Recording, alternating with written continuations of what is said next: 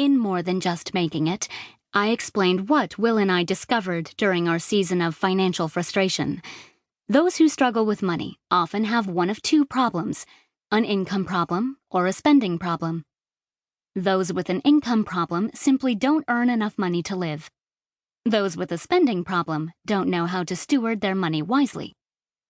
The good news is, my friend, there is hope for both. Hope for staying home. In this book, I hope to arm you with tips on how to both curb spending and create more income so that you can achieve your dream of staying home with your kids. Perhaps you are already a stay-at-home mom who lives with the daily tension of a bank account that never balances. Your family is up to your necks in debt, and cutting coupons just isn't cutting it. You need more money-saving tips, in bite-sized chunks, to learn how to cut costs. You also want to discover some ways you can start bringing in a little extra money without leaving home. Friend, this book is for you.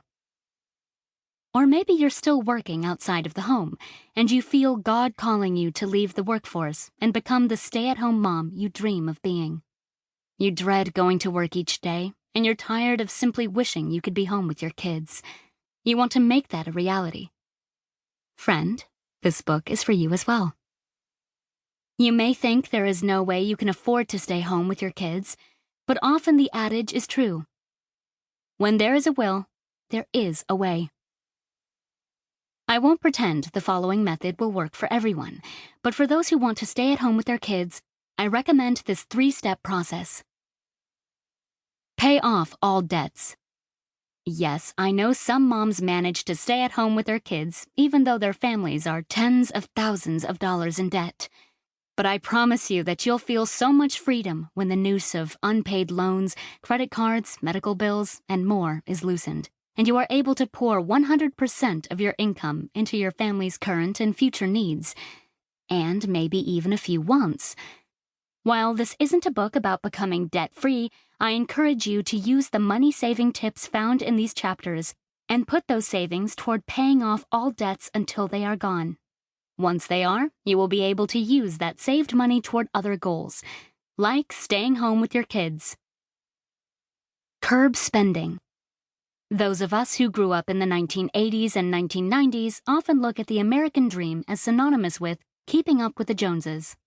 Instead of operating out of our own convictions to achieve personal goals and individual callings, we've depleted our savings accounts, dug ourselves into debt, and burdened our emotional and mental capacities with stress that comes with our American cultural leaning toward excess. But you don't have to do that anymore. You can realize the freedom of living within your means and practicing contentment. Create more income. I'm not here to preach that every single mother should stay at home with her children, or that those who work outside the home are somehow doing their families a disservice. To the contrary, I encourage grace toward all mothers, no matter if they are working, staying at home, or practicing some kind of hybrid to help care for the needs of their families.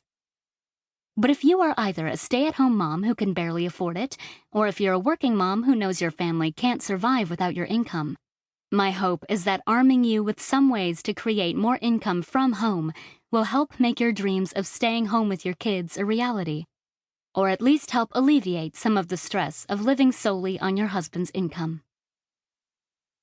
How this book works. I've divided this book into 8 sections: curb spending, eat well on a budget, DIY household products, entertain your family without spending a fortune, shop secondhand in sales, provide for healthcare needs, hunt houses and vehicles, and create more income. In each of these sections, you'll find tips for ways to stretch your money further than you ever imagined. Each tip ends with an action step that you can begin applying to your life. My hope is that the extra money you're able to save and create will help you stay home with your kids. You might learn that you actually spend less money when you are home with your kids, when you factor in the costs of childcare expenses, work clothes, gas, and lunches out, not to mention the time you save by not commuting to and from work. This time can also translate into money, as you will soon find listening to this audiobook. Now let's embark on this journey of learning how you can afford to be a stay-at-home mom.